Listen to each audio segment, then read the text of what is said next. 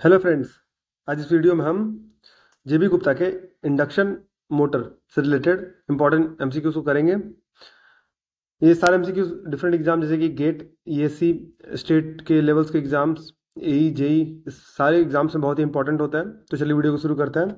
पहला क्वेश्चन है, the frame of an induction motor is made of. Induction motor का frame किससे बना होता है? तो बना होता है क्लोज ग्रेन्ड कास्ट आयरन। दोस्तों, कास्ट आयरन का यूज क्यों करते हैं? तो पहली बात तो ये कि ये कॉस्ट इफेक्टिवनेस होता है इसका, यानी कॉस्ट उसका बहुत कम होता है। उसका स्ट्रेंथ बहुत ही अच्छा होता है और उसमें एंटी वाइब्रेशनल प्रॉपर्टी होती है, यानी कि उसका वाइब्रेशन भी कम होता है उस पर बना हुआ। तो इन तीनों प्रॉपर्टी के चलते हम लोग कास्ट आयरन का यूज करते हैं। ठीक है। जो फ्रेम होता है वो स्टेटर को सपोर्ट करता है। देखिए, इसमें जो ये पर्टिकुलर ये एरिया है, इसको हम लोग फ्रेम बोलते हैं। ठीक है। इस फ्रेम में वायरिंग का बॉक्स होता है, या इसको टर्मिनल बॉक्स बोलते हैं, जैसे कि 3 फेज सप्लाई दी जाती है। और इसमें जो है स्टेटर, ये हमारा स्टेटर का पार्ट है जो स्टेशनरी रहता है। आगे चल के हम लोग देखेंगे इसका वर्किंग प्रिंसिपल। और ये रोटर है, रोटेटरी पार्ट होती है वो। इन दोनों के बीच में एयर का गैप होता है। इसके डिफरेंट कंपोनेंट्स है, बियरिंग्स हैं, इसके प्लेट्स हैं, कूलिंग फैंस हैं, ये सारी चीज़ें चीज़ें हैं। तो किससे बना होता है? क्लोज ग्रेन कास्ट आयरन से बना होता है ये पूरा बॉडी का कवर। ठीक है। ये इस तरह से इसको स्लॉटिंग इस तरीके किया गया है कि ताकि उसको प्रॉपर कूलिंग मिल सके, क्योंकि एरिया अगर बढ़ जाता है, किसी भी सरफेस, किसी भी पर्टिकुलर डिवाइस का अगर सरफेस एरिया बढ़ता है तो उसमें कूलिंग सफिशिएंट होता है। इसी के लिए इसका जो फ्रेम है उसमें इस तरह की जो है, इस तरह का ये दिया हुआ रहता है। ठीक है। आप देख सकते हैं इस तरह का स्लॉटिंग टाइप का दिया हुआ रहता है। तो चलिए देखते हैं नेक्स्ट क्वेश्चन को। नेक्स्ट क्वेश्चन है, the stator frame in induction motor use to. Stator frame क्यों क्यों यूज किया जाता है? तो hold the armature stamping in position. Armature यानी कि इसमें स्टेटर का बात कहा गया, तो स्टेटर का जो पार्ट है उसको वो होल्ड करके रखता है। तो ये हमारा स्टेटर फ्रेम है, ये स्टेटर फ्रेम है और इसके अंदर इसकी आर्मेचर वाइंडिंग होती है। अभी देखिए, इसका हम लोग बेसिक प्रिंसिपल जानते हैं दोस्तों कि कैसे ये वर्क करता है इंडक्शन मोटर। देखिए, बेसिकली जो एक इंडक्शन मोटर है वो एक ट्रांसफार्मर की तरह आप इमेजिन कर सकते हैं। ट्रांसफार्मर में प्राइमरी और सेकेंडरी वाइंडिंग होती है। इसमें स्टेटर और रोटर होता है। प्राइमरी की जगह पर स्टेटर होता है और जो सेकेंडरी की जगह पर होता है रोटर होता है। ट्रांसफार्मर बेसिकली एक स्टैटिक डिवाइस है, लेकिन इसमें फर्क ये होता है इंडक्शन मशीन और ट्रांसफार्मर में कि जो इंडक्शन मशीन है वो एक रोटेटरी डिवाइस है। उसमें एक स्टेटर रहता है, उसके अंदर एक रोटर रहता है और बीच में उसका एयर गैप होता है। उस एयर गैप का क्या काम है मैं आपको बताता हूँ। देखिए, इसे ये इंडक्शन मशीन है, हमारे इंडक्शन मोटर में 3 फेज सप्लाई दिया जाता है। स्टेटर के अंदर की जो वाइंडिंग होती है वो डिस्ट्रीब्यूटेड होती है। उसमें फेज डिस्ट्रीब्यूशन होता है, तीनों फेज में 120 डिग्री का फेज डिस्ट्रीब्यूशन होता है और टाइम डिस्ट्रीब्यूशन दोनों होता है। उसके चलते क्या होता है, इसके जो स्टेटर और रोटर के बीच में जो एयर गैप होता है वहां पर एक रोटेटिंग मैग्नेटिक फील्ड डेवलप होता है। ठीक है। वो रोटेटिंग मैग्नेटिक फील्ड कैसे डेवलप होता है कि जब क्या होता है कि स्टेटर का जो फ्लक्स है वो एक रोटेटिंग मैग्नेटिक फील्ड जनरेट करता है। तो तो वो जो फ्लक्स यहाँ पर जो जनरेट होता है वो रोटर के स्टेशनरी कंडक्टर्स को इनिशियली, क्योंकि रोटर स्टेशनरी रहता है, रोटर के कंडक्टर्स को कट करता है। और इसमें म्यूचुअल इंडक्टेंस के थ्रू, जिस तरह से ट्रांसफार्मर म्यूचुअल इंडक्टेंस होता है वैसे ही इसमें भी एक फ्लक्स डेवलप होता है। वो दोनों रोटर और स्टेटर फ्लक्स मिलके आपस में इस रोटर पे फोर्स डालता है और रोटेट रोटेट होता है। जो रोटेट होता है वो सिंक्रोनस स्पीड से रोटेट नहीं होता है। जो ये स्टेटर मैग्नेटिक फील्ड है उसका जो रोटेशन होता है उसको हम लोग लिखते हैं 120 F/P, रोटेशनल स्पीड को। यहाँ पर P क्या है? नंबर ऑफ स्टेटर पोल्स, और F है फ्रीक्वेंसी, यानी कि फ्रीक्वेंसी ऑफ अप्लाइड वोल्टेज। तो वो रोटेट होता है, तो उससे क्या होता है, इसमें टॉर्क डेवलप होता है और ये मशीन रन होती है। होता क्या है दोस्तों कि अगर हम रोटर जो है हमारा उसमें कंडक्टर स्लॉटिंग में होते हैं इस तरह के। ठीक है। उसके ऊपर सपोज कीजिए कि स्टेटर का magnetic field, rotatory magnetic field इसको अगर कट करता है तो क्या होता है कि इसके क्रॉस ईएमएफ डेवलप होता है। अब जो ट्रांसफार्मर के एक्शन में भी देखे थे कि जो दो कॉइल है उसमें अगर बीच में कॉमन मैग्नेटिक एमएमएफ है अगर, तो एक कॉइल में जो अगर एमएमएफ डेवलप हुआ वो दूसरे कॉइल में जाके लिंक होता है। ठीक है। तो ठीक इसी तरह से इसमें भी ईएमएफ डेवलप होता है। सिंस रोटर को हम लोग क्या करते हैं, इंड से शॉर्ट सर्किट करते हैं, इंड रिंग से हम इसको शॉर्ट करते हैं। तो उससे क्या होता है कि इसका एक सर्किट कंप्लीट होता है और इसमें करंट डेवलप होता है।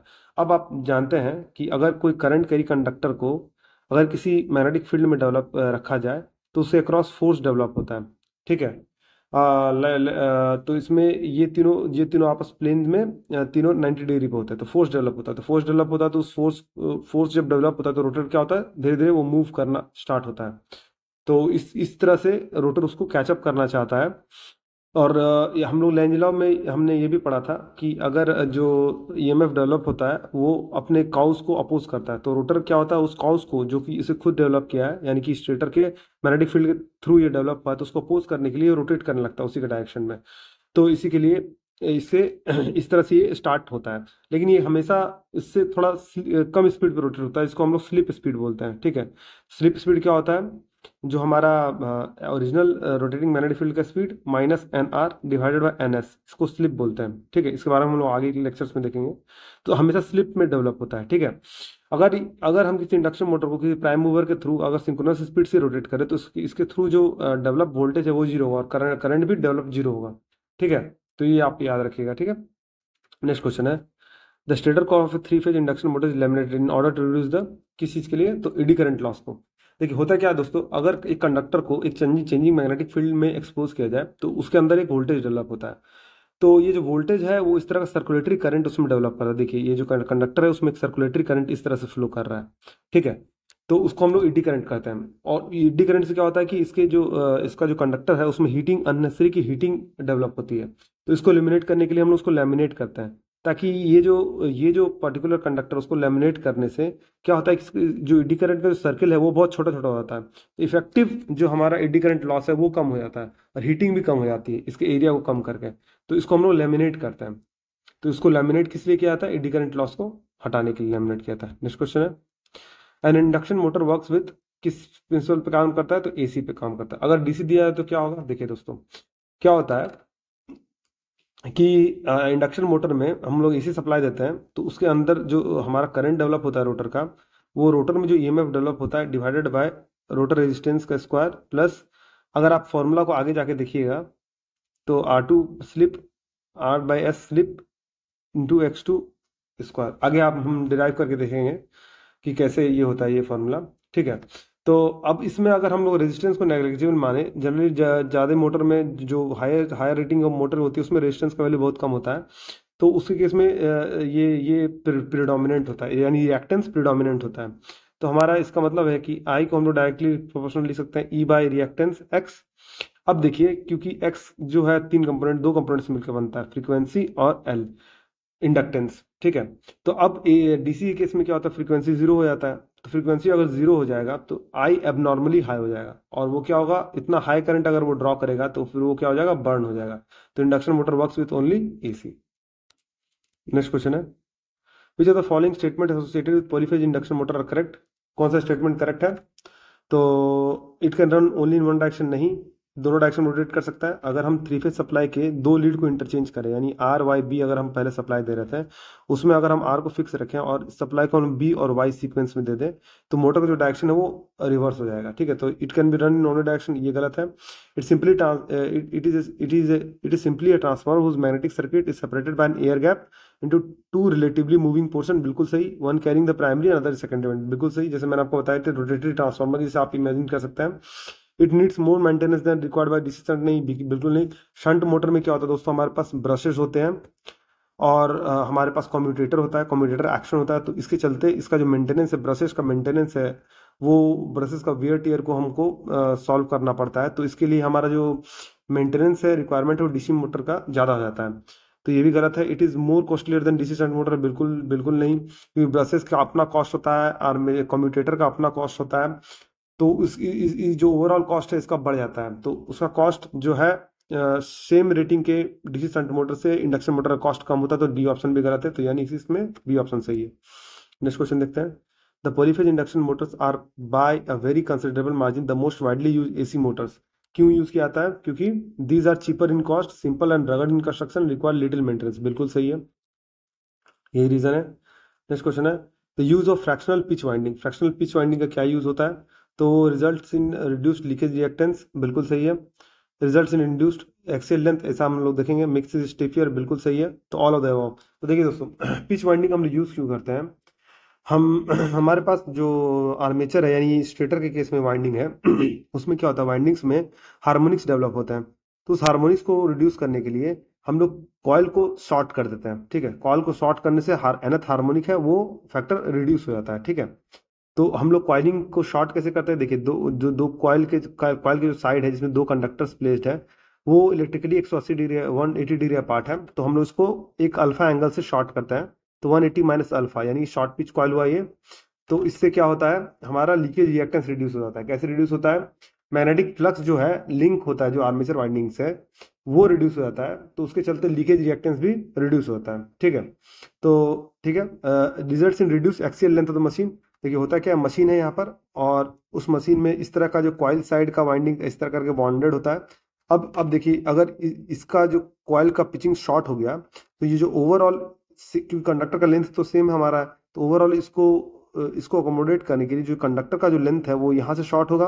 अगर एक पोर्शन को आप 3D में इमेजिन कीजिएगा, अगर इसको पतला किया जाए तो सेम सेम कंडक्टर लेंथ को अकोमोडेट करने के लिए इसको शॉर्ट करना पड़ेगा, यानी इसका जो एक्सियल लेंथ है वो कम हो जाएगा। तो रिजल्ट से reduce axial length of the machine, बिल्कुल सही। मेक्स इट स्टीफर, उसको स्टीफर बनाता है, तो all of the above answer सही है, यानी कि डी ऑप्शन सही है। नेक्स्ट क्वेश्चन है, if all the stator coils of an induction motor connected for the same magnetic polarity there will be formed an equal number of, तो consequent pole बनेगा with opposite polarity. ठीक है, next question है next question है, the induction motor shaft should be, क्या होना चाहिए, तो इंडक्शन मोटर का शाफ्ट क्या होना चाहिए, स्टिफ होना चाहिए। तो स्टिफ शाफ्ट होने से क्या होता है कि जो एयर गैप है स्टेटर और रोटर के बीच में वो प्रॉपरली मेंटेन्ड होता है। प्रॉपरली मेंटेन्ड एयर गैप होने से क्या होता है कि हमारा इसमें जो ब्रेकडाउन या इसमें डैमेज होने का चांसेस कम होता है, तो इसी के लिए इसको स्टिफ बनाया जाता है। The induction motor shaft is made of, induction motor का शाफ्ट किससे बनाया जाता है, तो माइल्ड स्टील से बनाया जाता है। ठीक है, ये ऑप्शन सही है। माइल्ड स्टील से क्यों बनाया जाता है, क्योंकि वो रॉबस्ट भी है और कॉस्ट इफेक्टिवनेस भी है, दोनों दोनों चीज दिखाया जाता है, तो दोनों है माइल्ड स्टील, तो इसीलिए बनाया जाता है।